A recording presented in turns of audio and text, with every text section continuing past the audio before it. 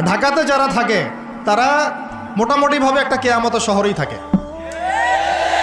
কারণ এখানে এমন কোনো পাপ নাই যেটা হচ্ছে না, এমন কোনো পাপ নাই। একেবারে প্রতারণা দিয়ে ভর্তি উপর থেকে নিচ পর্যন্ত। এই শহরে প্রথম যে জিনিসটা উঠে গেছে এটা হচ্ছে বিশ্বাস। কি উঠে গেছে? দ্বিতীয় উঠে গেছে আমানতদারিতা। বিশ্বাস উঠে গেছে, এখানে নাই আমানতদারিতা, নাই। কে কার উপর দিয়ে টক্কর দিতে পারে এটা হচ্ছে আমাদের এজেন্ডা আর কি। একটা রাস্তার যে ভিক্ষুক, এরও মাথায় যে এত শয়তানি বুদ্ধি, আর অন্য সেক্টর না হয় নাই বললাম। আপনার কাছে টাকা যাচ্ছে গাড়ির গ্লাসে নক করে, ও কিন্তু পাটা ভালোই আছে, ও ল্যাংড়ানোর অভিনয় করতেছে। কত বুদ্ধি! কেউ আবার ইচ্ছা করে একটা আঙ্গুল বা হাত কেটে নিয়েছে, ইচ্ছা করে কাটছে, সারা জীবন কোনো কাজ করা লাগবে না, এটা করেই খাবে। কেউ আবার ইচ্ছা করে হিজড়া হচ্ছে এই শহরে, এটা সারা জীবন কাজ করা লাগবে না, এমনিই খাবে। কত বুদ্ধি মানুষের মাথায়, চিন্তা করছেন?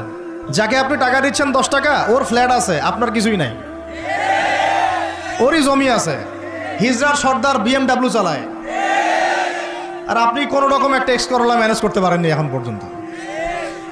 প্রতারণা দিয়ে ভর্তি, প্রতারণা, আমানতের খেয়ানত, দুর্নীতি, পদে পদে বাটপারি, আর কি বলবো, মানুষকে ঠকানো, জুলুম করা, সুযোগ পাইলেই সুযোগ নেওয়া, সুযোগ পাইলে একটু সুযোগ নেওয়া। আর বিভিন্ন জায়গায়, স্পেশালি মানে কিছু কিছু বড় বড় জায়গায় এমন কিছু মানুষকে বসায় দেওয়া হয়েছে যাদের মনে হয় ইসলামের নাম শুনলেই ভিতরে মানে তেলে বেগুনে জ্বলে ওঠে একেবারে। ইসলাম শব্দটা শুনলেই গায়ে জ্বালা শুরু হয় একেবারে। তো বেশি দিন নাই ইনশাআল্লাহ, হয় আল্লাহর গজবে এগুলো ধ্বংস হবে, অথবা ইনশাআল্লাহ তাআলা আবাবিল পাখি তো আর আসবে না পাথর ছুটতে। আবাবিল তো পাখির নাম না, আবাবিল মানে তো ঝাঁকে ঝাঁকে, মানে এটা তো ওই আবরাহার বাচ্চা আবরাহার যুগ না যে আবাবিল আসবে আর পাথর ফেলবে। আসবে, পাথর ফেলার প্রজন্ম তৈরি হবে ইনশাআল্লাহ। মূল সমস্যাই হচ্ছে করাপশন, দুর্নীতি, মূল সমস্যাই।